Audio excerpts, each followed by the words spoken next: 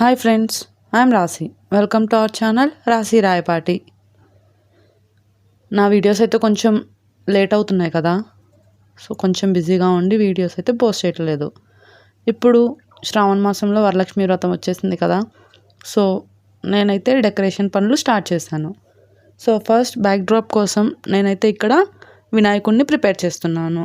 First ఒక thermocol sheet తీసుకొని నేనైతే వినాయకుడిని డ్రా చేసుకున్నాను. ఫస్ట్ పెన్సిల్తో డ్రా చేశాను. అది 1-2 లైన్స్ ఎక్స్ట్రా వస్తాయి కదా, సో నీట్గా కనిపించడం కోసం ఇప్పుడైతే నేను మళ్ళీ పెన్తో డ్రా చేస్తున్నాను. సో ఇది లైన్ మనకి ఎక్స్ట్రా ఉన్నవి అవి ఇవి కాకుండా మనం ఎలా అయితే కట్ చేసుకోవాలనుకుంటున్నామో వాటిని మనం పెన్తో నీట్గా డ్రా చేసుకోవాలి.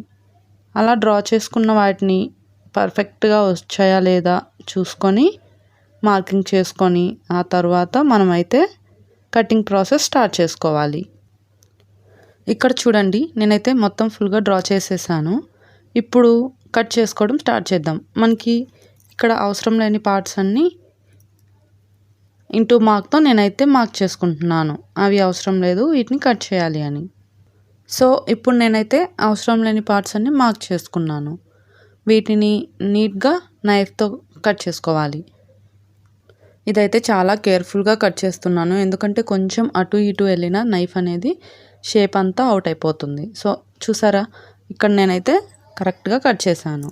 ఈ వినాయకుడికి మనకి నచ్చిన వాటితో డెకరేట్ చేసుకోవచ్చు. నేనైతే థర్మాకోల్ బాల్స్తో డెకరేట్ చేశాను. ఎవరికి నచ్చిన వాటితో వాళ్ళు చేసుకోవచ్చు. సో మన వినాయకుడు అయితే రెడీ అయిపోయారు. ఈ వీడియోకి అయితే ఇంతే ఫ్రెండ్స్.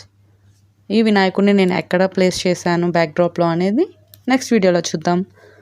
ఈ వీడియో కానీ మీకు నచ్చినట్లయితే లైక్ చేయండి, షేర్ చేయండి, అలాగే మన ఛానల్ని సబ్స్క్రైబ్ చేసుకోండి. Thank you.